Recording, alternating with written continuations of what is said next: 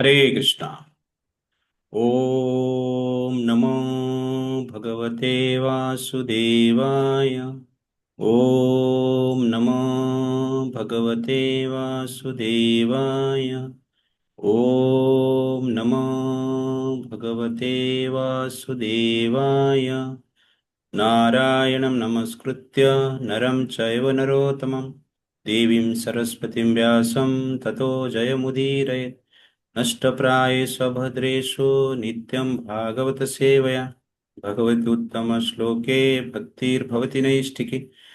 कृष्णाय वासुदेवाय देवकीनन्दनाय च नन्दगोपकुमाराय गोविन्दाय नमो नमः।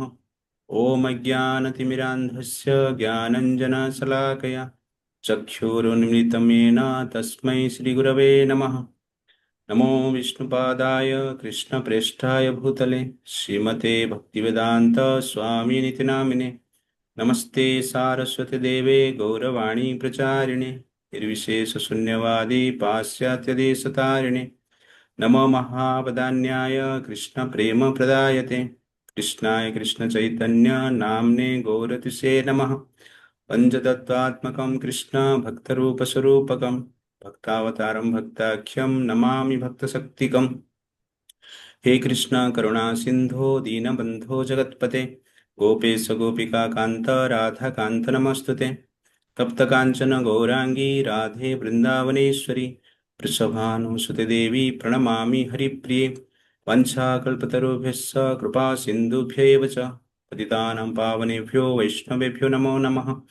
जय श्री कृष्ण चैतन्य प्रभु नित्यानंद श्री अद्वैत गदाधर शिवासादि गौर भक्तवृंद। हरे कृष्णा कृष्णा कृष्णा हरे हरे हरे राम राम राम हरे हरे। हरे कृष्णा। हरे हरे कृष्ण। कृष्ण। हम हार्दिक स्वागत करते हैं आज के कार्यक्रम में। तो आज हम गीता दर्शन पार्ट 2 देखेंगे। तो उससे पहले भगवान को हम प्रणाम करते हैं। सारथ्य अर्जुनस्य यौ कुर्वन् गीतामृतं ददौ लोकत्रयोपकाराय तस्मै ब्रह्म आत्मने नमः। I offer my obeisances to the Supreme Brahman, Lord Krishna, who by becoming the charioteer of Arjuna bestowed the nectar of the Bhagavad Gita for the welfare of all the three worlds. तो मैं request करूंगा ये वर्ष सब लोग को अभ्यास करने की प्रयास कीजिए। तो गीता स्टार्टिंग होने से पहले ये वर्ष हम पढ़ेंगे। तो लास्ट टाइम हमने देखा था ग्लोरीज ऑफ भगवद गीता। उसमें हमने एक पास्ट टाइम्स देखा था जिसमें कि फर्स्ट चैप्टर का स्टडी करने से, केवल वर्ष को पढ़ने से लाभ क्या होता है। और उसके साथ साथ हमने महाभारत का जो स्टोरी है डिटेल्स में डिस्कशन किया कि किस प्रकार महाभारत जो है इच्छाओं का एक संघर्ष है और अंत में पांडव और कौरव के बीच में युद्ध होता है। 10वां दिन भीष्म जी के पतन होता है। तो उसके पश्चात संजय युद्ध क्षेत्र से हस्तिनापुर में आकर धृतराष्ट्र को स्टार्टिंग से 10वां दिन तक डिटेल्स बताता है। तो उसमें भगवत गीता स्टार्टिंग में हुआ था और संजय भगवत गीता धृतराष्ट्र को बता रहे हैं। तो धृतराष्ट्र फ्रस्ट्रेटेड होकर संजय को जनरली प्रश्न करते हैं कि किस प्रकार भीष्म जी का पतन हो सकता है, जो कि इच्छा मृत्यु का वरदान प्राप्त किए। ऐसे व्यक्ति का हार जाना ये असंभव जैसे, ये कभी संभव नहीं हो सकता। इसलिए वो फर्स्ट चैप्टर में क्या करते हैं, प्रश्न पूछते हैं। तो इससे जनरली फर्स्ट चैप्टर स्टार्ट होता है। तो ये फर्स्ट चैप्टर को हमने हम एक्रोनिम में देखेंगे, ग्रिप्स GRI। तो G for goodness verse number 20 to 30। R for reason for irresponsibility verse number 31 to 46। I for ignorant mentality verse number 1। P for passionate mentality verse number 2 to 11। Sound vibration, S for sound vibration, verse note 12 to 19। तो इसका details हम देखेंगे। तो हमने गीता सार में 1 घंटे में हमने कंप्लीट किया था पूरा फर्स्ट चैप्टर। लास्ट टाइम हमने केवल ग्लोरीज ऑफ गीता को 1 घंटे में कंप्लीट किया है, उससे भी ज्यादा टाइम हमने लिया है। तो आज वर्ष नंबर 1 देखेंगे डिटेल्स में। तो आप लोग ध्यान से सुनिए। तो फर्स्ट चैप्टर का जो नाम है, अर्जुन विषाद योगा, और इंग्लिश में observing the armies on the battle field of Kurukshetra. तो section 1, ignorant mentality, I for ignorant mentality. तो इस सेक्शन में हम जनरली जो पर्सन इग्नोरेंस में रहते हैं उनका मेंटालिटी क्या होता है, कैरेक्टर क्या है, सिम्टम्स क्या है, जानने की हम प्रयास करेंगे। तो पहला वर्ष, वर्ष नंबर 1। धृतराष्ट्र उवाच धर्मक्षेत्रे कुरुक्षेत्रे समावेतायुत्सवः मामका पांडवा च एव किमकुर्वत संजयः। Dhritarashtra said, O Sanjaya, after my sons and the sons of Pandu assembled in the place of pilgrimage at Kurukshetra, desiring to fight, what did they do? तो mentality of a ignorant person first verse में पता चलता है। तो वास्तव में संसार में हर व्यक्ति कुछ ना कुछ इग्नोरेंस में है, कुछ ना कुछ पैशन में है, और कुछ कुछ गुडनेस में है। कोई भी व्यक्ति संसार में नहीं है लगभग जो कि केवल गुडनेस में, केवल पैशन में, केवल इग्नोरेंस में, एक मिक्स मोड में संसार के लोग जीते हैं। किसके अंदर गुडनेस प्रबल है, किसके अंदर पैशन प्रबल है, किसके अंदर इग्नोरेंस प्रबल है, सत्वगुण, रजोगुण और तमोगुण। लेकिन ये मिक्स नेचर हर व्यक्ति के पास रहता है। तो Dhritarashtra represents mode of ignorance. तो mode of ignorance of influence जीव को करता है, उसका मेंटलिटी क्या होता है। धृतराष्ट्र उवाच, धृतराष्ट्र ने कहा, धर्म क्षेत्रे कुरुक्षेत्रे समावेता युत्सव। धर्म क्षेत्र में, जिसको कि कुरुक्षेत्र कहते हैं, वहां पर युद्ध करने की इच्छा से एकत्रित होकर मामका पांडवा चयव, मेरे पुत्र और पांडु के पुत्र, किम अकुर्वत संजय, क्या किए आप मुझे बताइए। तो 10वां दिन के बाद संजय जो पहुंचता है, जो भीष्म जी का न्यूज देते हैं, धृतराष्ट्र फ्रस्ट्रेटेड होकर डिटेल में जानना चाहता है। इसलिए फर्स्ट डे से लेकर 10 दिन तक क्या हुआ मुझे बताइए। इसलिए प्रश्न जनरली पूछा गया है। तो ये फर्स्ट चैप्टर का नाम है अर्जुन विषाद योग। तो इसमें हम कॉज ऑफ एंग्जाइटी और एक्सटेसी देखें। तो हमारा कॉज ऑफ एंग्जाइटी और एक्सटेसी जो है हमारा मेंटालिटी होता है। तो everyone experience vishad, but the Gita is the divine prasad that removes all vishad. Our mentality is the cause of anxiety and ecstasy. Gita means changing our manasthiti, not परिस्थिति। अर्जुन, ये अर्जुन शब्द वेरी वेरी इंपॉर्टेंट है। तो अर्जुन प्योर है। अर्जुन का अर्थ प्योर, स्ट्रॉन्ग कैरेक्टर, डिटरमाइंड, उसको कहते हैं अर्जुन।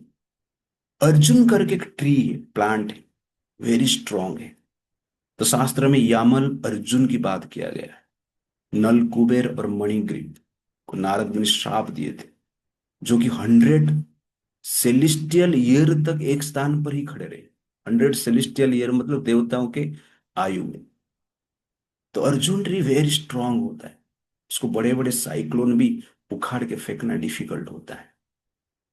ठीक है, अर्जुन भी पावरफुल है, प्योर भी है, डिटरमाइन भी है, स्ट्रॉन्ग कैरेक्टर है, स्पॉटलेस कैरेक्टर है। ये सब होने के पश्चात भी क्या है, अर्जुन विषाद। विषाद मतलब टेंशन, एंग्जाइटी। तो ये क्लियर करता है कि संसार में केवल पावर से, पोजीशन से, इन्फ्लुएंस से, धन से व्यक्ति विषाद को दूर नहीं कर सकता। ये हमारा रॉन्ग विचारधारा है कि हम सोचते हैं पावरफुल बनने के बाद विषाद चला जाएगा, धनवान बनने के बाद विषाद चला जाएगा, इन्फ्लुएंशियल बनने के बाद विषाद चला जाएगा। कभी कभी पावर ही आपका विषाद का कारण बन जाता है, कभी कभी धन ही आपका विषाद का कारण बन जाता है, कभी कभी इन्फ्लुएंस ही आपका विषाद का कारण बन जाता है, एंग्जाइटी का कारण बन जाता है। कभी कभी आपका ब्यूटी ही आपका विषाद का कारण बन जाता है, कभी कभी स्किल ही आपका विषाद का कारण बन जाता है। स्किल नहीं है तो लोग विषाद में रहते हैं, स्किल रहता है फिर भी विषाद हो जाता है, एंग्जाइटी हो जाता है, स्ट्रेस में हो जाता है। संसार में हर व्यक्ति लगभग क्या है, स्ट्रेस में ही जीते हैं। कहने का अर्थ है अर्जुन पावरफुल है, प्योर है, स्पॉटलेस कैरेक्टर है, सक्सेसफुल है, फिर भी विषाद में, एंग्जाइटी में। इसलिए स्ट्रेस होना, एंग्जाइटी में आना, ये जनरली क्या है, साधारण व्यक्ति के लिए है, और उसके साथ साथ सक्सेसफुल पर्सनालिटी के लिए भी ये कार्य करता है। इसलिए कभी हमें ये सोचना नहीं चाहिए कि संसार का अचीवमेंट हमें डिसअपॉइंटमेंट से दूर कर देगा। This is illusion. तो विषाद का अर्थ है विष आद। विष मतलब पॉइजन, आद मतलब खान। विषाद का अर्थ है पॉइजन खान। जब विष खा लेते हैं शरीर में पेन होता है और कभी कभी मृत्यु भी हो जाता है। ठीक उसी प्रकार विषाद का अर्थ है एंग्जाइटी। मन में जब विष प्रवेश कर, तब मन में जो पेन होता है, चेतना में जो फ्रस्ट्रेशन होता है, चेतना में जो भय होता है, फियर होता है, एजिटेशन होता है, उसको जनरली क्या कहते हैं, विषाद कहते हैं, स्ट्रेस कहते हैं। मन के लिए विषाद क्या है, मन के लिए विष क्या है, मन के लिए विष है नेगेटिविटी, मन के लिए विष है अनर्थ, मन के लिए विष है असद आचार, मन के लिए विष है अधर्म। जब अधर्म के अनुसार हम कार्य करेंगे, असद आचरण करेंगे, नेगेटिविटी एक्टिविटी करेंगे, नेगेटिव थॉट्स ज्यादा मन में डालेंगे, तो जनरली क्या होता है, जो फीलिंग्स आता है, जो फियर आता है, जो एजिटेशन होता है, उसको ही जनरली क्या कहते हैं, हम स्ट्रेस कहते हैं, विषाद कहते हैं। और उसको ज्यादा विषाद होगा जो व्यक्ति संसार में ज्यादा अटैच रहता है। आप इग्नोरेंस में रहिए, आप पैशन में रहिए, आप गुडनेस में रहिए, लेकिन ज्यादा अटैचमेंट रहेगा तो ज्यादा डिसअपॉइंटमेंट हो। तो विषाद नेगेटिविटी से उत्पन्न होता है। The cause of anxiety is negativity, the cause of frustration is exactly अधार्मिक बिहेवियर, अनराइटियसनेस एक्टिविटी। इसलिए हमें जनरली क्या करना चाहिए, इस विषाद से बचने की प्रयास करना चाहिए। और गीता हमें क्या करता है, इस विषाद से बचाने के लिए आइडिया देता है, नॉलेज देता है। In modern life stress is very common, uncommon facility, we have uncommon facility, but stress is common for all. With uncommon facility you are exactly क्या है, in anxiety. Anxiety is common for all. The richest country in the world, US America, 62% stress in US. इस प्रकार कहा जाता है। Isolated feeling करते हैं 54%, felt left out 50%, lacked companionship 50% in America. तो दिस इज ए रिसर्च, आपको इसे रिसर्च करना चाहिए। रिचेस्ट कंट्री है वर्ल्ड का, मोर देन 44% वेल्थ और जीडीपी जिसको कहते हैं, अमेरिका के पास है। 37 करोड़ पॉपुलेशन ओनली, भारत से 4-5 गुना ज्यादा बड़ा है। फिर भी एंग्जाइटी, स्टैटिस्टिक्स कहता है 62%, बट रियलिटी में देखेंगे इससे बहुत ज्यादा है।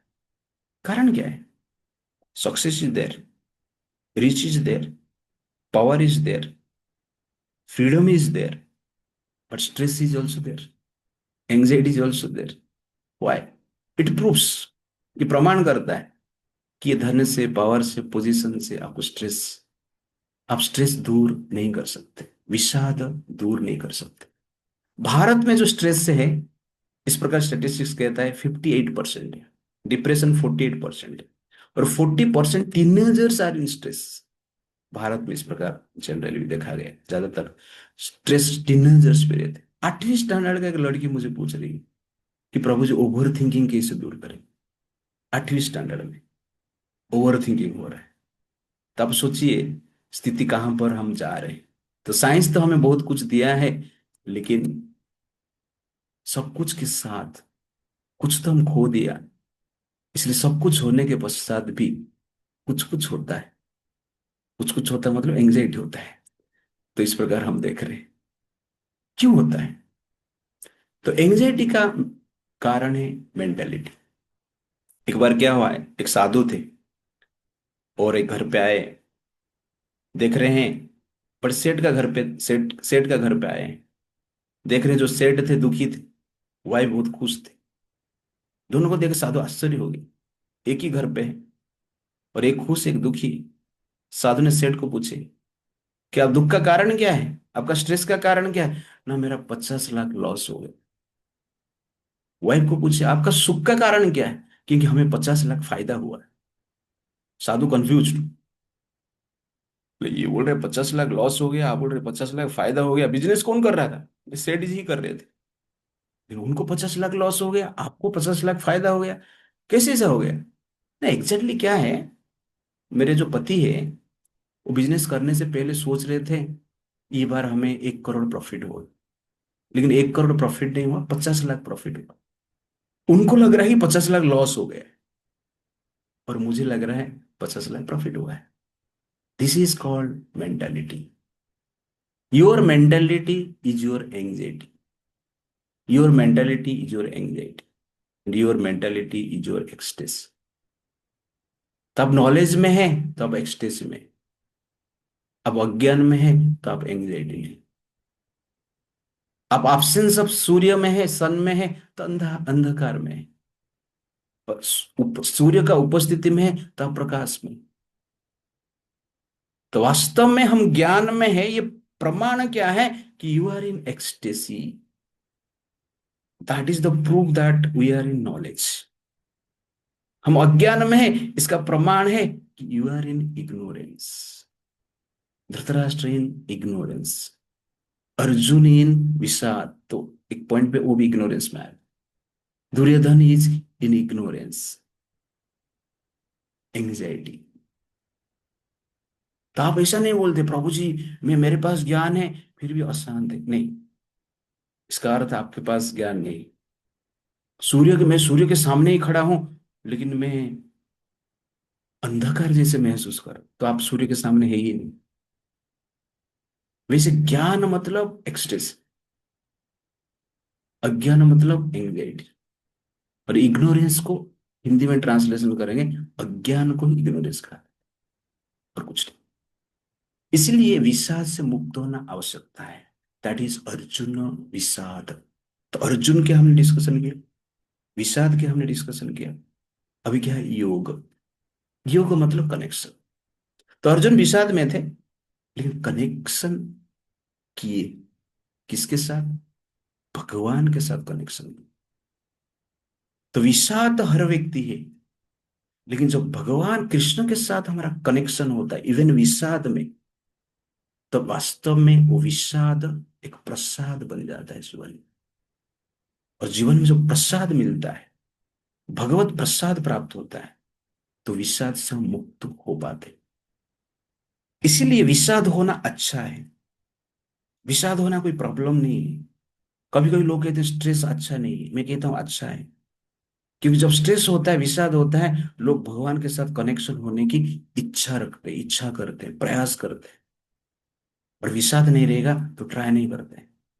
देवता भी प्रार्थना करते हैं कि हम धरती पर जन्म लेना चाहते हैं, क्योंकि इधर विषाद है। और ये विषाद के साथ कृष्ण के प्रति जो कनेक्शन होना इजी हो जाता है, नेचुरल हो जाता है, पॉसिबिलिटी अधिक है। इसलिए देवता भी प्रार्थना करते हैं। इसलिए कभी आप मत सोचिए विषाद एक प्रॉब्लम है। विषाद सबसे बड़ा प्रसाद है इस संसार में, क्योंकि विषाद से योगा कनेक्शन होता है। भगवान के साथ कनेक्टेड कर सकते हैं। ज्यादातर 99% लोग विषाद के कारण भगवान के साथ कनेक्ट हुए। आप लोग में जितने भी सुन रहे हैं, ये गारंटी भी मैं दे रहा हूं, ज्यादातर विषाद के कारण ही कनेक्शन हुआ रहे, निश्चित रूप से। इंटेलेक्चुअली हो, एक्चुअली हो। इंटेलेक्चुअल वाले मान लेते हैं हाँ विषाद तो आज नहीं तो कल होगा, तो कनेक्शन हो जाता है। और एक्चुअली जो है वो तो है ही। बट विषाद इसलिए एक प्रसाद जैसे। इसलिए आप कभी मत सोचिए कि विषाद प्रॉब्लम है। वास्तव में विषाद हुआ और भगवान के साथ आप कनेक्शन हो गए, हर प्रॉब्लम का सोल्यूशन हो गए। तो विषाद becomes solution when there is a connection, when there is a supreme connection, when there is a connection with Krishna. इसलिए अर्जुन विषाद में आया तो हमारा प्रॉफिट हो गया। क्या प्रॉफिट हुआ? गीता हमें सुनने मिल रहा है। अर्जुन विषाद में नहीं आते थे तो भगवान का जो ये गीता रूपी प्रसाद है हम प्राप्त नहीं कर सकते थे। शरीर में पेन होता है तो प्रसाद चाहिए, खाना चाहिए। और मन में पेन होता है उसके लिए भी प्रसाद चाहिए, भगवान का वाणी चाहिए। भगवान जो खाते हैं उसको हम प्रसाद कहते हैं, वो शरीर का भूख मिटाता है। लेकिन भगवान वाणी को जब हम सुनते हैं, वास्तव में इस संसार का वाण से जो पीड़ित हो गए हैं, विषय से जो पीड़ित हो गए हैं, उससे जनरल क्या है, हम बच जाते हैं। प्रसाद तो हम 10 मिनट में, 15 मिनट में, 20 मिनट में खत्म कर देते हैं। लेकिन भगवान का ये गीता रूपी जो प्रसाद है, ये लाइफ टाइम भी आप पढ़ते रहेंगे, सुनते रहेंगे, रिसर्च करते रहेंगे, कभी खत्म नहीं होने वाला है। आपका विषाद को रोज खत्म करेगा ये, लेकिन प्रसाद कभी खत्म नहीं। हमारा तो प्रसाद खत्म हो जाता है, बाद में बनाना पड़ता है, वो अलग बात है। इसीलिए गीता ये प्रसाद है। कंटिन्यूसली हम 1 घंटा 1.5 घंटा ये प्रसाद लेंगे वीकली, तो it is very very important. इसलिए क्लैरिटी के साथ हमें गीता सुनना चाहिए। और ये विषाद जनरली दूर होगा जब हम भगवान के साथ कनेक्ट होते हैं। और उसको योगा कहते हैं। योगा में मतलब क्या है? Plus connecting our consciousness with the supreme consciousness, that is yoga. Re-establishing our loving relationship with the supreme loving personality Krishna, that is वास्तव में योगा। योगा doesn't mean आसन, प्राणायाम, एक्सरसाइज, हायर पावर, लेकिन नहीं, मिस्टिक पावर। ये योगा का जनरली क्या है? Side effect है। बट रियल इफेक्ट क्या है? re-establishing our loving relationship with Krishna, that is real yoga. Therefore, everyone experiences Vishad, but the Gita is the divine prasad that removes all Vishad. Our mentality is the cause of anxiety and ecstasy. Gita means changing our manasthiti, not paristhiti. तो मनस्थिति ही हमारा सुख और दुख का कारण, परिस्थिति नहीं। अभी ये जो सिचुएशन है, स्वजन को मारने का जो सिचुएशन है, युधिष्ठिर महाराज के सामने भी है, भीम के सामने भी सेम सिचुएशन है, नकुल सहदेव के सामने भी सेम सिचुएशन है, भीष्म जी के सामने भी सेम सिचुएशन है, स्वजन को बध कर। लेकिन भीष्म जी स्ट्रेस में नहीं गए, वो अपोजिशन पार्टी में है, धर्म के अगेंस्ट में युद्ध कर रहे हैं, फिर भी स्ट्रेस में नहीं गए। युधिष्ठिर महाराज स्ट्रेस में नहीं गए, भीम तो स्ट्रेस में जाएगा ही नहीं कभी। क्यों? मनस्थिति। परिस्थिति अर्जुन के लिए जो है, बाकी पांडवों के लिए वही है। आगे भी परिस्थिति चेंज नहीं होगा अर्जुन के लिए, अर्जुन का मनस्थिति चेंज हो। इसलिए हमें मनस्थिति बदलना है। वास्तव में गीता क्या करता है? मनस्थिति बदलता है, मेंटालिटी बदलता है। और मेंटालिटी जब बदल जाता है, वास्तव में हम अपना स्किल का यूटिलिटी ठीक से कर पाते हैं। और मेंटालिटी जब बदलता नहीं है, हम अपना स्किल का यूटिलिटी ठीक से नहीं कर पाते और फ्रस्ट्रेशन में जाते हैं। इसलिए गीता हमारा मनस्थिति को बदलता है, परिस्थिति को नहीं बदलता है। ये क्लैरिटी जानना अत्यंत आवश्यकता है, क्योंकि संसार दुखालय है, जैसे हमने देखा है। परिस्थिति यहां पर दुखी है, लेकिन मनस्थिति के अनुसार उसका अनुभव हम करते हैं। तो दुखालय में भी सुख का हम अनुभव कर पाएंगे। जब हमारा मनस्थिति ठीक रहेगा। पानी डूबने के लिए नहीं बनाया गया है। जिसको तैरना नहीं आता है वो पानी में डूब जाता है, लेकिन जिसको तैरना आता है वो पानी में मजा लेता है। पानी को देख के उसको आनंद आता है, जंप ही मार लेता है। लेकिन तैरने नहीं आ रहा, पानी का नाम सुनेगा, अरे तैरना नहीं आता है, पानी में मतलब चिंता। वैसे ही संसार दुखालय है, लेकिन जिसको तैरना आ गया और संसार गया है उसके लिए मजा है, पूर्ण सुखाय हो जाता है। That is very very important. इसलिए तैरना क्या है, दैट इज गीता। हम जो गीता स्टडी कर रहे हैं वास्तव में तैरना सीख रहे हैं, और तैरेंगे भी कि नहीं, स्विमिंग करेंगे। दैट इज एक्चुअली क्या है, एंजॉयमेंट। जिसको तैरना नहीं आता है पानी, उसके लिए क्या है, एंजाइटी है। लेकिन जिसको तैरना आता है पानी, उसके लिए एक्सटेसी है। That is very very important. Therefore मनस्थिति is very very important. Change your मनस्थिति, then you will get you can handle every स्थिति in your life, every परिस्थिति in your life। और कभी कभी आपको ऐसा परिस्थिति ऐसा लगेगा कि परियों का स्थिति, लेकिन सामने आपके पास परी है। परियों का स्थिति ऐसे लगेगा, आपको आनंददायक लगेगा।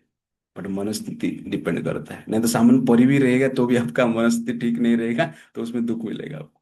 दुख ही दुख लगेगा, स्ट्रेस स्ट्रेस लगेगा। इसलिए क्लैरिटी के साथ हमें गीता सुनना है। दिस इज अर्जुन विषाद योग। सेकंड वर्ड है धृतराष्ट्र। तो ये वर्ष में हर शब्द को हम थोड़ा डिस्कशन करेंगे, क्योंकि एक ही वर्ष डिस्कशन करना है, तो डिटेल्स में थोड़ा जाते हैं। But very very important, first first शब्द जो आप सुनने वाले हैं, it's very very I opening lecture आप सुनेंगे आज। तो धृतराष्ट्र, धृत मतलब अटैचमेंट, राष्ट्र मतलब प्रॉपर्टी। कहने का अर्थ है धृतराष्ट्र मतलब अटैचमेंट। तो धृतराष्ट्र लैंड माफिया था, वक्फ बोर्ड। उसको जनरली क्या है, पूरा धरती का धरती का राज चाहिए था। इसलिए धृतराष्ट्र ट्राई कर रहा था अनेक प्रकार में। अटैचमेंट धृतराष्ट्र का सबसे बड़ा प्रॉब्लम बन गया। Ignorance means attachment to matter और material lifestyle. Knowledge means attachment to spirit और spiritual lifestyle. Attachment is the cause of our enjoyment and disappointment. तो इंटेलिजेंस मीन्स आपको डिटैच रहना है। वास्तव में perfection of intelligence is when one stay away from attachment to this world. That is perfection of intelligence. Intelligence is there to create many thing and to show our skill, ability, achieve many things. But perfection of intelligence, that after achieving everything, we should be detached. And that detachment will be the cause of your ecstasy, enjoyment. जितना attachment उतना चिंता, जितना कम attachment उतना वचन। तो more is the attachment, more is the disappointment. Less is the attachment, less is the disappointment. No attachment, no disappointment in life. और इस संसार में हर व्यक्ति कुछ ना कुछ चीज के प्रति तो अटैच्ड है। धृतराष्ट्र की प्रॉपर्टी के प्रति, राज के प्रति, पावर के प्रति, अपने संतान के प्रति अटैच्ड है। तो जो इग्नोरेंस में रहते हैं, इसका कैरेक्टर है अटैचमेंट। तो हम भी अटैच्ड है, हमारा शरीर के प्रति अटैच्ड, ब्यूटी के प्रति अटैच्ड, पावर के प्रति अटैच्ड, पोजीशन के प्रति अटैच्ड, मान सम्मान के प्रति अटैच्ड है, धन के प्रति अटैच्ड है। तो ज्यादातर लोग धन के प्रति अटैच्ड रहते हैं, संसार में देखा गया है। और धन का जो अटैचमेंट स्ट्रॉन्ग अटैचमेंट देता है, और उससे जनरली धन से अहंकार जो निर्माण होता है, अनर्थ का कारण भी बन जाता है। और वास्तव में धृतराष्ट्र मतलब धन के प्रति अटैच्ड, प्रॉपर्टी के प्रति अटैच्ड। ये धनी है। तो धन होना प्रॉब्लम नहीं है, किंतु धन के लिए अहंकार होना प्रॉब्लम। धनवान होना प्रॉब्लम नहीं, लेकिन धन के लिए अहंकार होना ये प्रॉब्लम क्रिएट करता है। धन होना समस्या नहीं है, किंतु धन के लिए अटैचमेंट होना समस्या। धन जीवन में अत्यंत आवश्यकता है, किंतु धन जीवन नहीं। धन से जीवन में बहुत कुछ होता है, किंतु धन जीवन का सब कुछ नहीं। ये क्लैरिटी हमारे पास होना चाहिए। Wealth is one thing in life, wealth is not everything in life. When you think wealth is everything in life, then we have to give up your life for wealth. This is called attachment. ये attachment से हमें दूर रहना चाहिए। जब धन के लिए अहंकार होगा, तब हम अत्याचार और डिसरिस्पेक्ट करेंगे। और धन के लिए जब वो अटैचमेंट होगा, तब जनरली हम अन्याय से धन कमाएंगे। और धन जब हमारा जीवन हो जाएगा, धन के लिए हम दूसरे का जीवन भी ले सकते हैं, जो कि यहां पर धृतराष्ट्र कर रहे हैं। इसलिए धन को जीवन का सब कुछ नहीं मानना चाहिए। और धन जीवन का सब कुछ हो जाएगा तो कोई संबंध हम रखेंगे नहीं। आजकल संबंध टूट रहा है, डिवोर्स बढ़ रहा है, कॉन्फ्लिक्ट बढ़ रहा है, फैमिली रिलेशनशिप नष्ट हो रहा है, क्योंकि धन ही सब कुछ मानते हैं। ये जनरली क्या है, एक प्रॉब्लम है। इसलिए धन तो होना आवश्यकता है, लेकिन धन के प्रति हमारा अटैचमेंट नहीं होगा। This is very very important.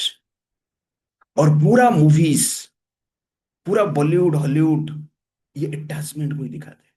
धन के प्रति अटैचमेंट, तन के प्रति अटैचमेंट, पावर के प्रति अटैचमेंट, और साधारणतः अपोजिट सेक्स के प्रति अटैचमेंट को दिखाते हैं। और गाना गाते हैं फिल्मी वाले, मैं दुनिया भुला दूंगा तेरी चाहत में, वो दुश्मन जमाना मुझे ना भुलाना, मैं खुद को मिटा दूंगा तेरी चाहत में। लेकिन ये गाना गाते हैं चाहत, खुद को मिटा देगा तेरी चाहत में, तेरा चाहत में। That is called actually attachment. चाहत मतलब अटैचमेंट। उसके बाद क्या बोलते हैं, मेरी सांसें तेरी खुशबू, मेरे दिल में तेरी धड़कन, मेरी महफिल तेरी बातें, मेरी आंखें तेरे दर्पण, बिन तेरे कुछ भी नहीं मैं, खुद को मिटा दूंगा तेरे लिए, मैं दुनिया भुला दूंगा तेरे लिए। इस प्रकार गाना गाते हैं, लेकिन नहीं। तो यहां पर देखेंगे कि मेरी आंखें तेरे दर्पण, लेकिन किस अच्छा एक्सप्लेनेशन। कभी कभी मैं सोचता हूँ ये बॉलीवुड हॉलीवुड वाले ज्यादा इंटेलेक्चुअल है, लेकिन ये जो राइटर्स से सॉन्ग लिखते हैं, भावों को जनरली ठीक से प्रकट करते हैं। बट ये जो भौतिक अटैचमेंट रहेगा, हम खुद को मिटा देंगे। कभी कभी ये भौतिक अटैचमेंट के लिए खुदा को भी मिटाना चाहते हैं लोग। तो यहां पर महाभारत में वही हो रहा है। धृतराष्ट्र भगवान को मिटाना चाहता है। धृतराष्ट्र जानता है भगवान कृष्ण है, दुर्योधन भी जानता है भगवान कृष्ण है, बट अटैचमेंट इतना स्ट्रांग है, खुद तो मिट जाएंगे, लेकिन उसके साथ साथ क्या है, भगवान को भी मिटाने के लिए प्रयास करते हैं। ये दुर्भाग्य है। तो आप सोचिए अटैचमेंट कितना पावरफुल है। और गीता का नॉलेज हमें क्या करता है, मटेरियल अटैचमेंट से दूर लेकर स्पिरिचुअल अटैचमेंट तक रखता है। एग्जैक्टली आप मटेरियल अटैचमेंट में रहेंगे, आपका स्पिरिचुअल लाइफ मिट जाएगा। लेकिन आप जब स्पिरिचुअल अटैचमेंट में रहेंगे, मटेरियल लाइफ मिट जाएगी। पांडव और कौरव में कोई अंतर नहीं है। कौरव मतलब क्या है, मटेरियल लाइफ के प्रति अटैचमेंट, खुद भी मिट गए। और पांडव मतलब क्या है, स्पिरिचुअल लाइफ के प्रति अटैचमेंट, खुद भी बचे और संसार को भी बचा रहे। तो चाहत ही हमारा आहत कर। लेकिन जब ये चाहत कृष्ण के प्रति होता है, स्पिरिचुअलिटी के प्रति होता है, धर्म के प्रति होता है, वर्चू के प्रति होता है, नियम के प्रति होता है, राइटियसनेस के प्रति होता है, सदाचार के प्रति होता है, वास्तव में ये चाहत हमारा मुक्ति का कारण बन जाता है, वास्तव में वही मुक्ति है।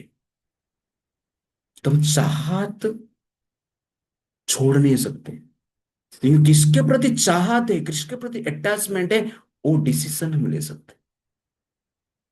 तो गीता जो नॉलेज है, हमारा अटैचमेंट को चेंज करना, मटेरियल अटैचमेंट से हमें जनरली कहां पे लेके जाता है, स्पिरिचुअल अटैचमेंट को लेके जाता है।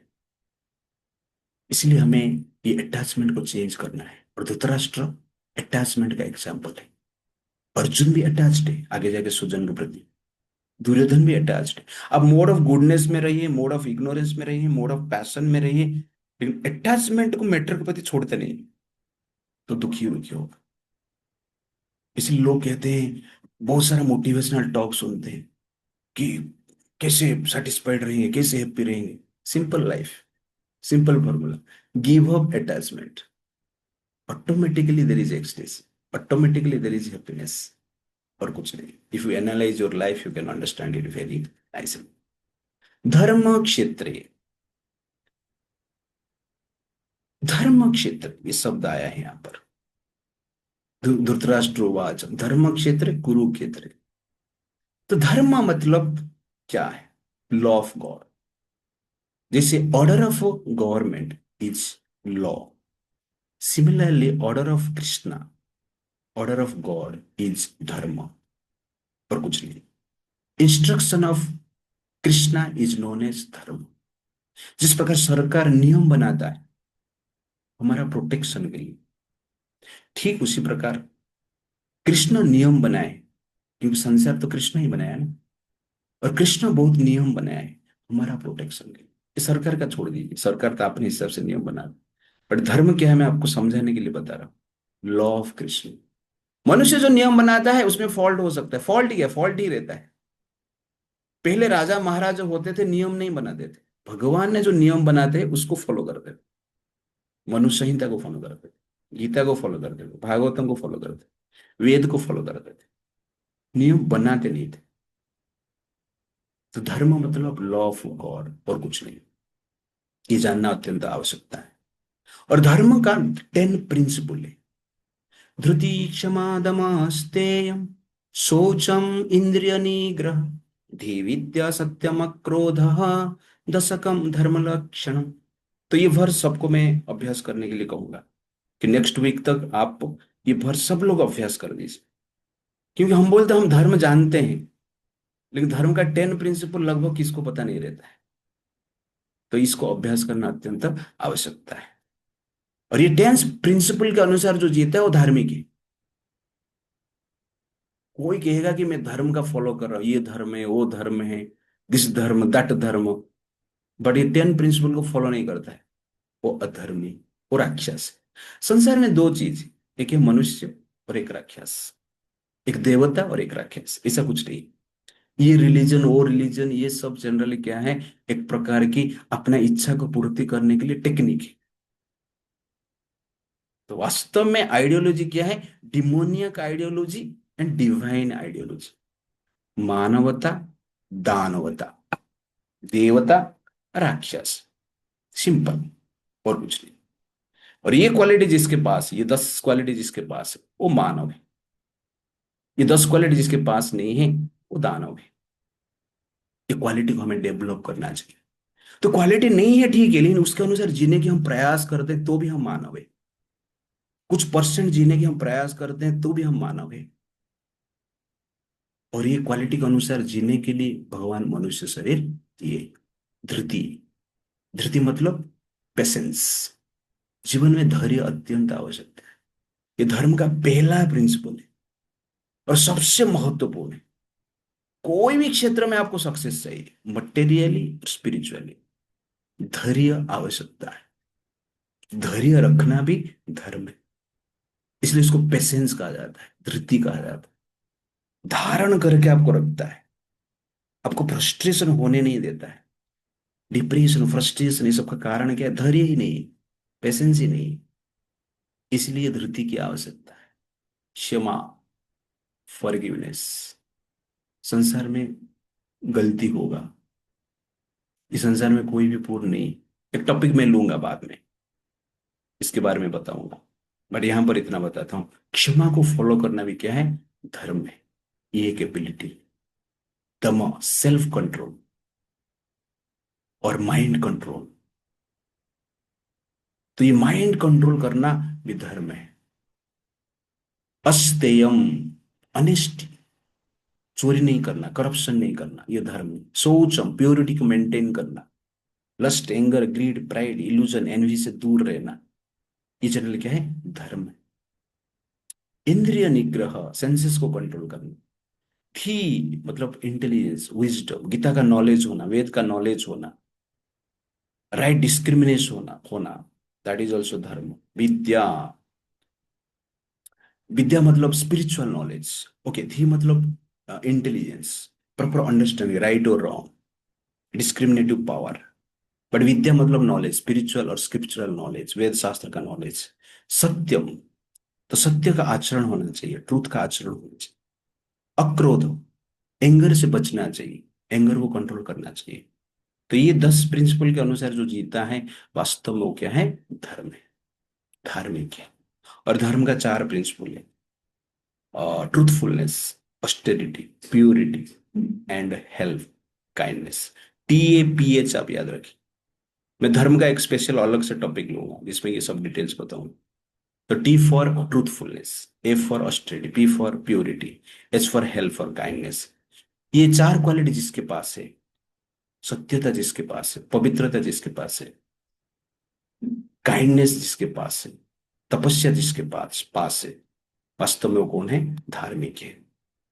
धार्मिक व्यक्ति का अर्थ ये नहीं है मूंछ निकाल दिया, दाढ़ी रख दी, टोपी पहन लिया, पगड़ी पहन लिया, है कि नहीं। ये सब धार्मिक लक्षण नहीं, ये तो एटायर है, एक्सटर्नल एटायर। आवश्यकता है, पहनिए, आपको मजा आता है तो ठीक है, चलेगा, नो इश्यू। लेकिन मेन चीज है ये 10 प्रिंसिपल को हमें फॉलो करना आवश्यकता है। दैट इज धार्मिक mentality. Kurukshetra, what is Kurukshetra. और एक पॉइंट यहाँ पर मैं धार्मिक धर्म के बारे में बताऊंगा। तो सिग्निफिकेंस ऑफ धर्म, प्रभुपा जी परपट में लिखते हैं। तो यहां पर धर्म को फॉलो करने वाले पांडव है, और धर्म का स्वरूप भगवान कृष्ण है। Presence of Krishna is there, therefore Kurukshetra is dharma kshetra. और भगवान वहां पर खड़े हैं पांडवों को लेकर, कौरव रूपी अन्याय को, अत्याचार को, नेगेटिविटी को, अधर्म को नष्ट करने के लिए। जैसे कि फार्मर खेती करने से पहले वीड्स को निकाल के फेंक देता है, ठीक उसी प्रकार धर्म को स्थापन करने से पहले अधर्म रूपी जो वीड्स है, कौरव है, उनको नष्ट करने के लिए भगवान कृष्ण पांडवों को लेकर खड़े हैं। कृष्ण के फार्मर जैसे, पांडव बैल जैसे, हल जैसे, हथियार लेके रेडी है वीड्स को निकालने के लिए। तब जाके हम अच्छा बीज डाल सकते हैं। तो कृष्ण प्रेम का बीज हम डाल सकते हैं, और कृष्ण प्रेम का हम अनुभव कर सकते हैं जब अनर्थ नष्ट होगा, जब कौरव नष्ट होंगे, असद आचरण, अन्याय की भावना, एक्टिविटी जब नष्ट होगा, वास्तव में कार्य हम कर सकते हैं। ये भी धर्म का सिग्निफिकेंस है इस वर्ष के लिए, प्रभुपा जी परपट में लिखते हैं। Kurukshetra, the Mahabharata war was a divine plan of Lord Krishna for the elevation of sinful personalities. The Mahabharata war was not merely a war, it was the supreme expression of the love of Lord Sri Krishna. The Mahabharata war was fought out of compassion, not out of passion. The Mahabharata war is not merely a war of massacre, but a war of mercy and dharma. कैसे? एक राजा हुए कुरु महाराज, पांडवों के पूर्वज हुए, वो धर्मात्मा हुए। कुरुक्षेत्र, आज के जो कुरुक्षेत्र है जो दिल्ली में है, उस कुरुक्षेत्र में कुरु महाराज ने एक महान यज्ञ किए थे। महाभारत वर्णन करता है, कुरु महाराज इस प्रकार यज्ञ किए थे, दुनिया में आज तक ऐसा कोई यज्ञ किया ही नहीं, इस प्रकार वर्णन करते हैं। और इंद्रदेव उनका यज्ञ देख के डर गए। उनको लगा कि कुरु महाराज स्वर्ग आने के लिए, इंद्र पद प्राप्त करने के लिए चेष्टा कर रहे हैं। इसलिए डर के मारे इंद्रदेव कुरु महाराज का उस यज्ञ को बंद करने के लिए आते, तो कुरु महाराज सुनते नहीं। बाद में इंद्र बोलते कि आप इतना यज्ञ करने की आवश्यकता नहीं, मैं आपको यहां पर वरदान देता हूं, ये कुरुक्षेत्र में जो भी शरीर त्याग करेगा वो स्वर्ग में आएगा, कितना भी पापी हो। इस प्रकार वरदान इंद्रदेव कुरु महाराज को देते, उनका यज्ञ से संतुष्ट होकर और भयभीत भी होकर। और वहां पर जो शरीर त्याग करेगा उसका स्वर्ग गारंटी है। इसीलिए भगवान कृष्ण ने महाभारत युद्ध को कुरुक्षेत्र में लड़ने के लिए निर्णय लिए, और कुछ नहीं। वो जानते हैं ये पापी लोग हैं, इनका उद्धार होना वेरी डिफिकल्ट है। पर भगवान मतलब क्या है, दया है, कृपा का सागर है। कितना भी पापी हो, पिता माता तो बेटे को भूल नहीं पाते। बेटा बेटी भूल जाते पिता माता को, संसार में देखा गया है, हम भी भूल जाते। लेकिन बाप बनने के बाद पता चलता है कि बेटा बेटी के प्रति कितना अटैचमेंट होता है। वैसे ही भगवान कृष्ण सबके प्रति अटैच्ड है। इसलिए ये पापियों को मुक्त करने के लिए, स्वर्ग प्रदान करने के लिए भगवान ने युद्ध का निर्णय लिया। वो जानते हैं ये लोग जनरली मृत्यु प्राप्त करेंगे तो नरक में जाएंगे, उद्धार होना डिफिकल्ट है। इसीलिए सबको उद्धार करने के लिए, होलसेल स्वर्ग भेजने के लिए भगवान क्या करते हैं, ये युद्ध का निर्णय लेते हैं। ये भगवान का प्रेम है। इसलिए महाभारत युद्ध वास्तव में एक प्रेम का युद्ध है। ये काम का युद्ध नहीं है, ये प्रेम का युद्ध है। भगवान स्वर्ग देना चाहते हैं पापियों को भी। इसलिए भगवान कृष्ण इस युद्ध का जनरली क्या है, निर्णय लिए। ये कृष्ण का हार्ट है। कृष्ण के हाथ में केवल दया ही निवास कर, प्रेम ही निवास कर। बाह्य दृष्टि से दिख रहा है ये मारे जा रहे, काटे जा रहे, लेकिन वास्तव में क्या है, संसार में सबको मरना है। लेकिन इससे पर्पज के लिए मृत्यु होना चाहिए, जो पर्पज हमारा इलेवेशन का कारण, दैट इज एग्जैक्टली क्या है, success of life. Real success is not there in this world, real success is the in the next world. आपका नेक्स्ट लाइफ क्या है, that is the success. Human life is meant for to create our next life, not to just live in this life. ये जी नहीं सकते हैं संसार में, हम जीने की प्लान कर रहे हैं। हॉस्पिटल गए यार, ये बोलते हैं अरे ये आदमी मरते मरते बच गया। अरे बच गया क्या है? कितने दिन के बाद चला जाएगा। बच गया नहीं, आपका पैसा खर्चा हो गया। ओके। बच गए हम सोच रहे हैं, लेकिन मृत्यु तो निश्चित हो जाएगा। ऐसा नहीं बोल रहा हूँ कि आप हॉस्पिटल हमें जाना नहीं है। मेरा पिताजी का कुछ तो अभी प्रॉब्लम हुआ था, एडमिट हुआ थे तो खर्चा ज्यादा हो गया। ओके ना, तो खुश हो गए सब लोग। बट यू शुड नो कि एक दिन संसार छोड़ना है। तो छोड़ने के पश्चात कहाँ जाएंगे? रिटायरमेंट से पहले आपने घर बना के रखा है क्या, या गवर्नमेंट का क्वार्टर में ही खर्चा करके उसको ही हमने रखा है? रिटायरमेंट के बाद रोड पे आ जाएगी। इसीलिए जब जॉब करते हैं अपने लिए घर बनाते हैं, रिटायरमेंट के बाद कहाँ जाएंगे, that is the future. Similarly संसार से जब रिटायरमेंट लेते हैं, वास्तव में यही रिटायरमेंट है, बाकी रिटायरमेंट तो चलता रहता है। ये रिटायरमेंट के बाद हम कहाँ जाएंगे, इसके लिए हमें जीना चाहिए। और वो जीने की कला हमें गीता सिखाता है। हमें भगवत धाम जाने के लिए जीना है, मुक्ति प्राप्त करने के लिए जीना है। समावेता, unity is force, disunity is weakness. Unity with integrity attracts divinity, while disunity repels divinity. समावेता, एक साथ आकर एकत्रित होकर क्या किए, तो समावेता इस शब्द भी very very important. Unity is very very important हिंदुओं के लिए आजकल। सब समय में यूनिटी चाहिए, और भगवान यूनिटी और इंटीग्रिटी ये दोनों से संतुष्ट होते हैं। एक फैमिली अब यूनाइटेड है और विद इंटीग्रिटी है, कैरेक्टर के साथ है, धर्म के साथ है, उस फैमिली के ऊपर भगवान कृष्ण का स्पेशल मर्सी होता है। That is Pandav. पांडव को जीवन में उतार चढ़ाव आया, फैमिली यूनाइटेड रही। इवन एक पत्नी भी आया तो झगड़ा नहीं की, साथ में ही रही। अर्जुन के पास पावर था, बोल सकता था कि मेरे पास मैं ही रखूंगी, मैं ही रखूंगा, आप कैसे ऐसा कर सकते? नहीं, हायर पर्पज है, यूनिटी, इंटीग्रिटी, ये दोनों चीज भगवान को बहुत पसंद है।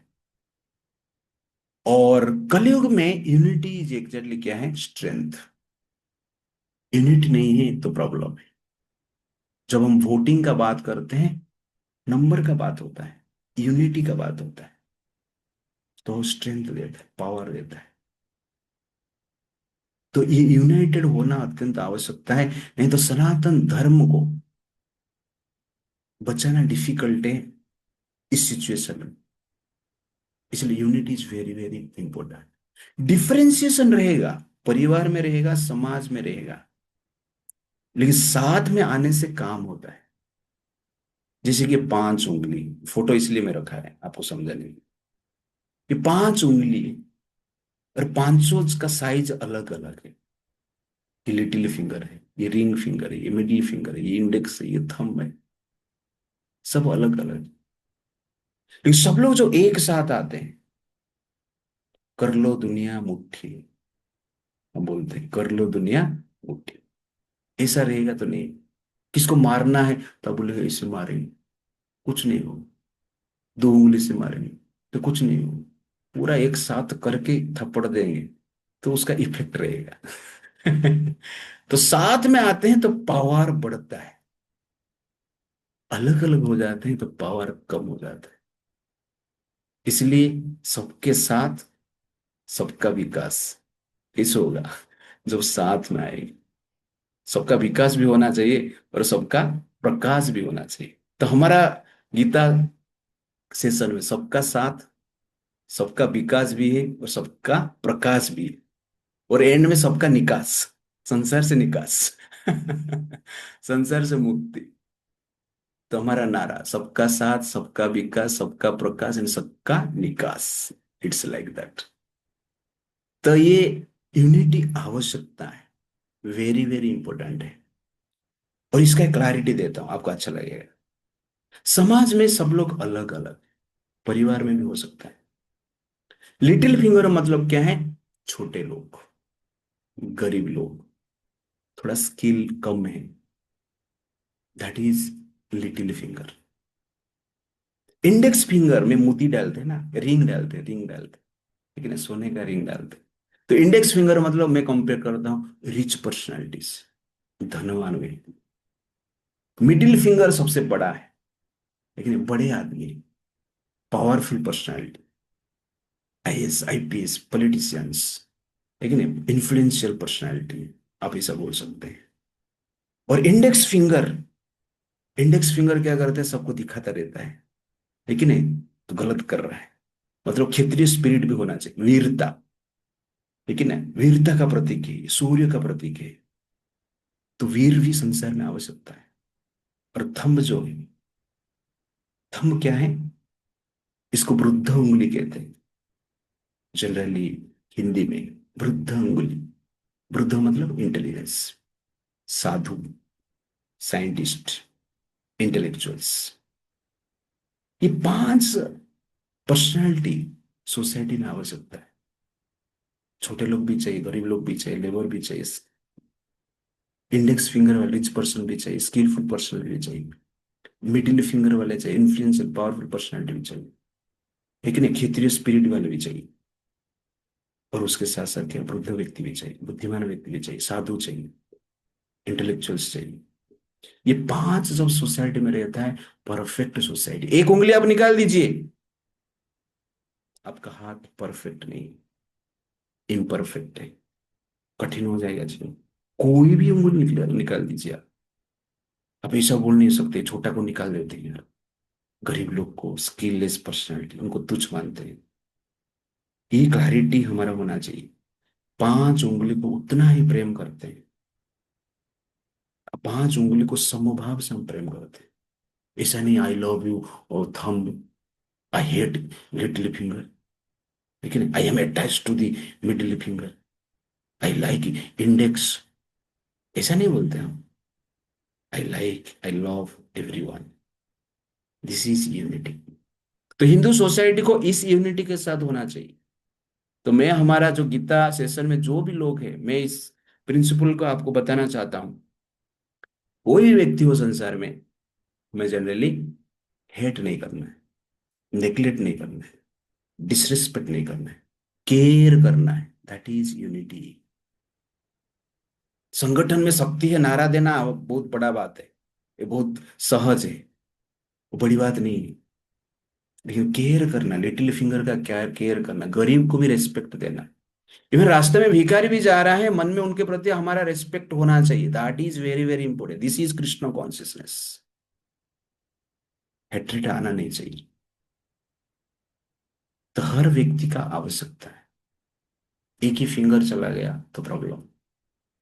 वैसे ही हमारा जीवन में हमें हर व्यक्ति का नीड है, जिसे हम चलते हैं। हम ऐसा नहीं बोल सकते पैसा मैं कमा रहा हूं तो मैं अपने बल पे ही खड़े हूं। नहीं, पांच डिफरेंट पर्सनालिटी है और उनके बल पर हम खड़े हैं। उसमें से एक बल हमें, हमारा कंट्रीब्यूशन है, उनका भी कंट्रीब्यूशन है। तो इस भाव से हमें संसार में जीना है। This is called exactly unity. और ये पांच जब एक साथ आते, मुट्ठी बनता है। लेकिन थापड़ भी बनता है और मुट्ठी भी बनता है।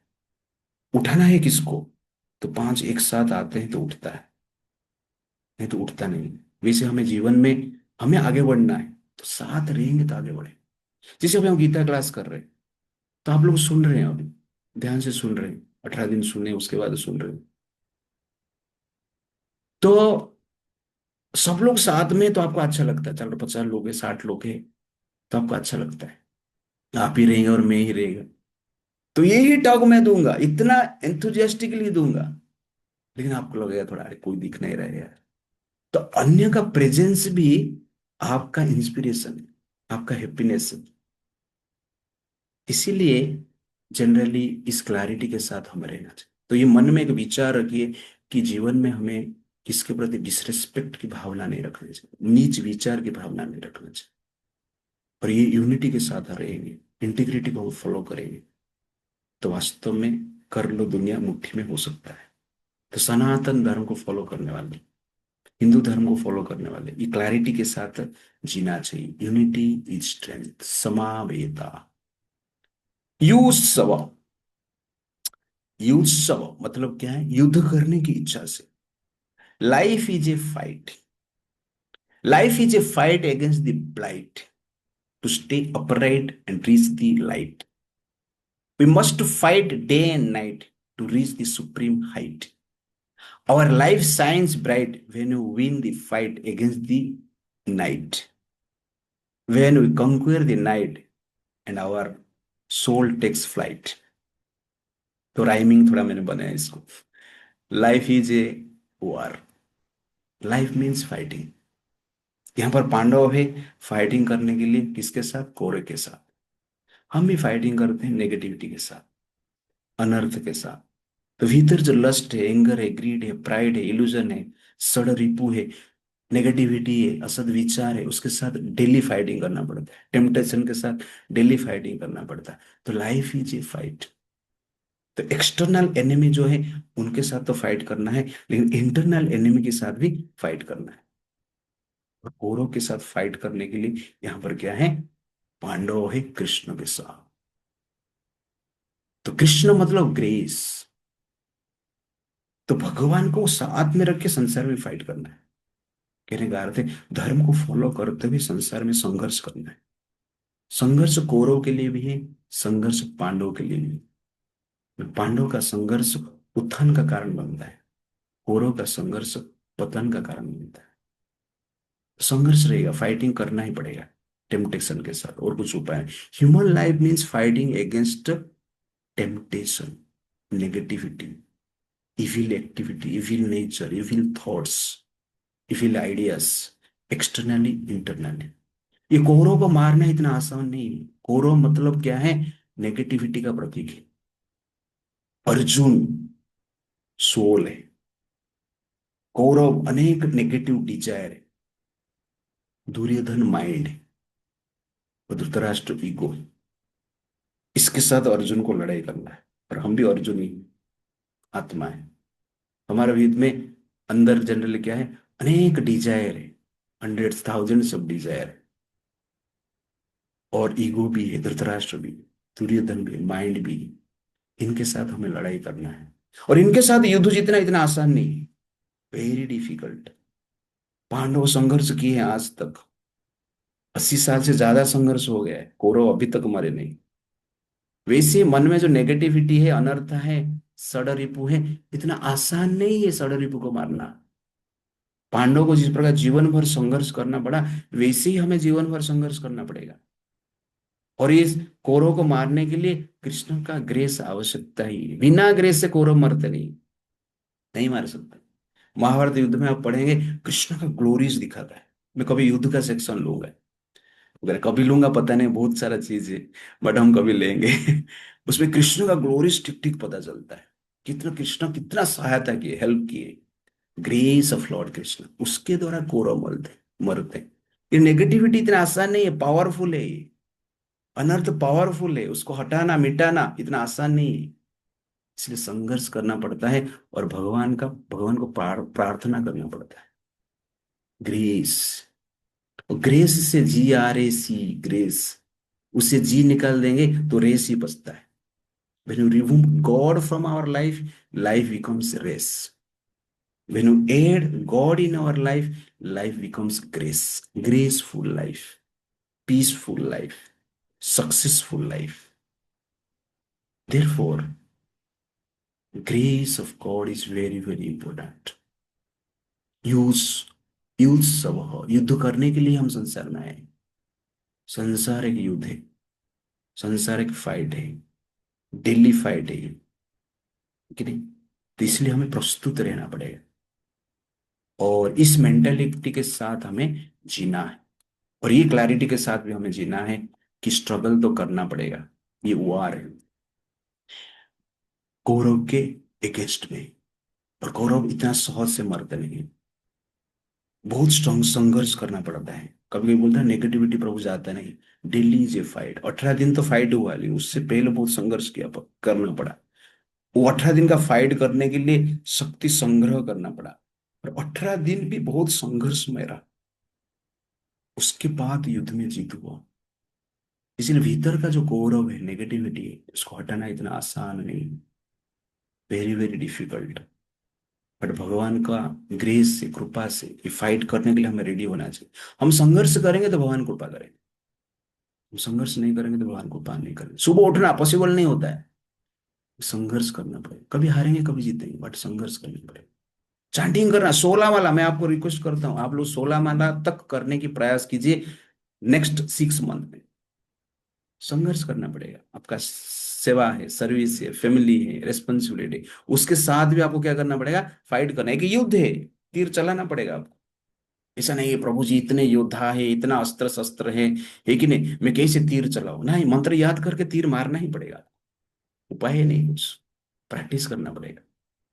तो आपको मैं रिक्वेस्ट करूंगा कि आप लोग एटलीस्ट नेक्स्ट 6 मंथ तक 16 राउंड करने के आप लोग प्रयास कीजिए। This is fight, fight against अनर्थास, नेगेटिविटी। मामका पांडवा, last point, discrimination versus equanimity. तो ये इग्नोरेंट पर्सनालिटी एक नेचर है, अहंकार तो है, अटैचमेंट तो है,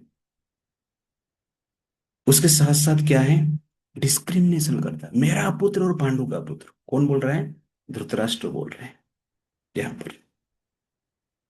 इग्नोरेंट मेंटेलिटी का व्यक्ति बॉडीली कॉन्सेप्शन में रहता है, और बॉडीली कनेक्शन से संसार को जनरली समझने की प्रयास करता है, और जहां जनरली बॉडीली कॉन्सेप्शन में जो रहते हैं, वो मेरा और तेरा करता रहता है, माम का पांडवाचार्य। इसलिए हमें स्पिरिचुअल कॉन्सेप्शन में जीना चाहिए। Discrimination based on bodily conception is the cause of frustration and dissatisfaction, that is Dhritarashtra. Discrimination based on spiritual conception is the cause of satisfaction and elevation. Discrimination करना पड़ेगा, लेकिन स्पिरिचुअल प्लेटफॉर्म पे करना है। Equanimity doesn't mean equal utilization, but appropriate utilization according to one's position with respect. तो equanimity में भी discrimination रहता है, कैसा?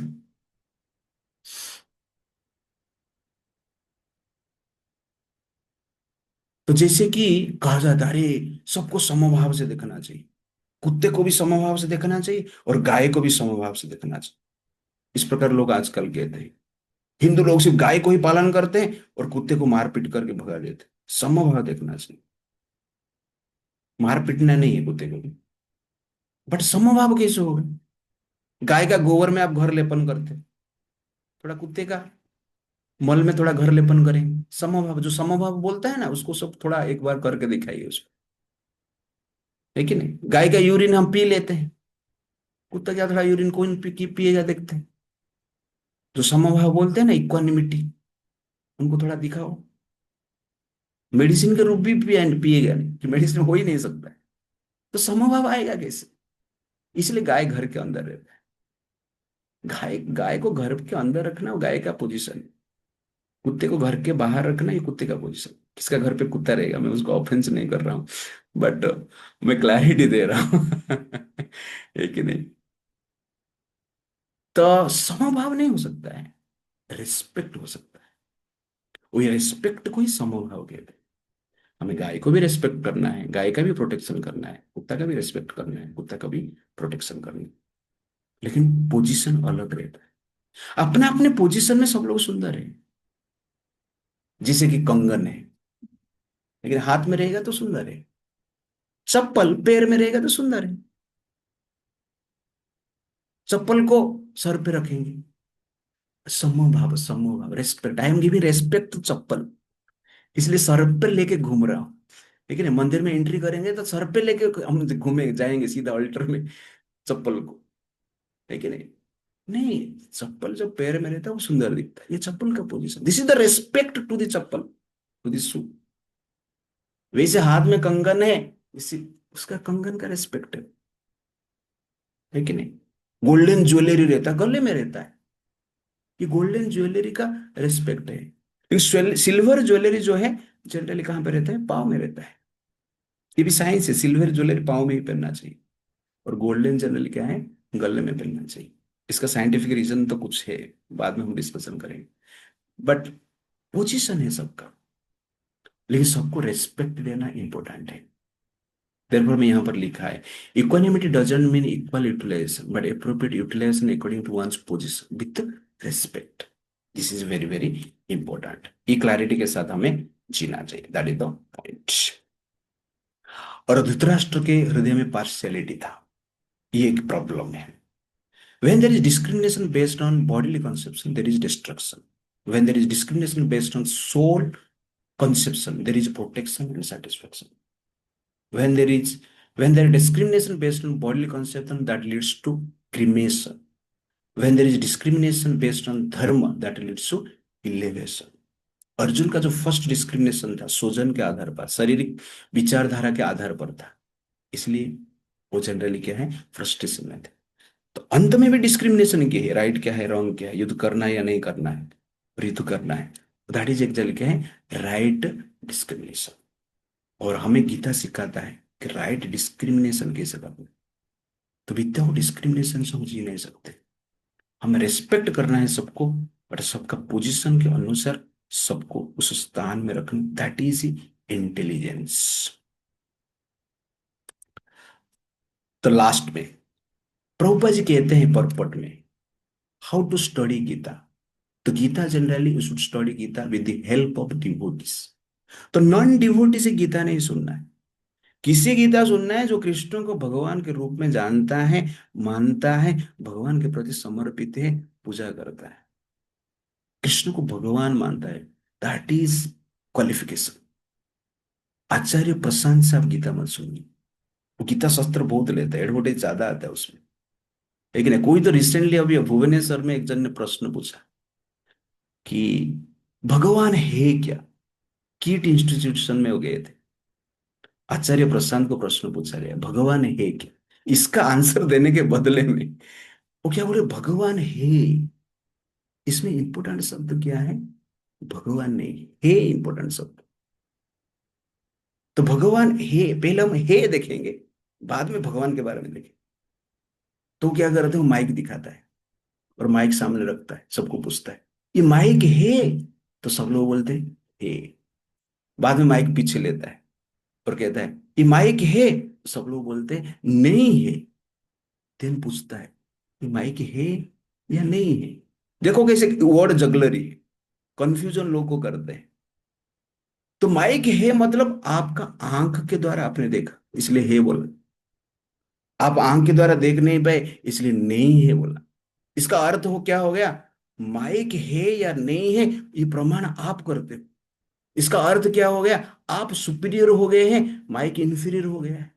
वैसे ही आप बोलते हो कि भगवान है, भगवान नहीं है।